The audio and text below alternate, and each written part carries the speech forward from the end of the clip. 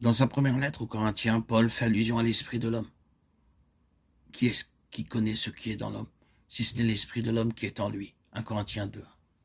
C'est par notre esprit que nous nous connaissons nous-mêmes, d'une connaissance plus approfondie que ne serait celle de l'intelligence. Cet esprit régénéré est uni au Seigneur, dans une union intime, car celui qui est uni au Seigneur est un même esprit avec lui. 1 Corinthiens 6, 17. L'esprit de Jésus et notre esprit ne forment qu'un seul esprit, de sorte que quand l'esprit se meut dans notre esprit, nous marchons avec lui, dans une union parfaite de notre esprit avec le sien. Comment cela peut-il se faire? Regardons au calvaire. C'est au calvaire que Dieu fait son œuvre en nous. Il est écrit que le Seigneur, étant mort selon la chair, fut vivifié par l'esprit. 1 Pierre 3, 18. C'est lorsque nous nous identifions avec Christ en sa mort que notre esprit est vivifié et ressuscité en nouveauté de vie avec lui. C'est pourquoi il faut reconnaître la croix comme seule base de cette vie selon l'esprit. De même que le Seigneur fut mis à mort au calvaire et ressuscita par l'esprit, de même il nous faut aller au calvaire pour être spirituellement mis à mort selon la chair. La chair doit être regardée comme crucifiée. Galates 5, 24, afin que le croyant puisse marcher selon l'esprit jour après jour et ne pas accomplir les désirs de la chair. Galates 5, 16, 25. Il faut que nous soyons amenés toujours plus profondément à cette communion intime avec Christ dans sa mort.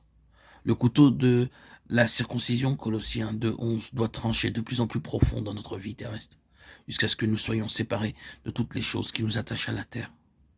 Notre esprit ne peut demeurer, se mouvoir et vivre en Dieu, à moins que nous ne soyons disposés à laisser le Saint-Esprit nous amener à une conformité parfaite avec Christ en sa mort.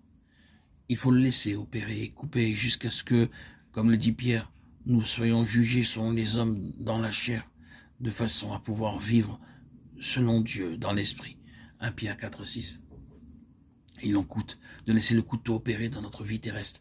Mais à moins que Dieu ne coupe de plus en plus profondément, aucun de nous ne comprendra combien nous sommes entièrement attachés aux choses de ce monde.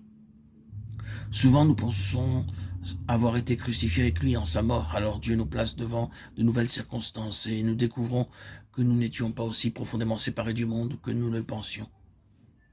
Il est grand, le prix que nous avons à payer pour obtenir cette union intime et cette victoire qui en découle en esprit sur les puissances des ténèbres. Mais nous désirons non seulement une victoire personnelle, mais être amenés au point où Dieu peut avoir par nous cette complète maîtrise sur cette puissance satanique que les apôtres connaissaient bien. Jésus les envoyait avec la mission de chasser les esprits malins. Ils devaient être ouvriers avec lui. Pour la délivrance actuelle de toute l'Église de Dieu, il nous faut arriver à tout prix à connaître la pleine victoire en Christ.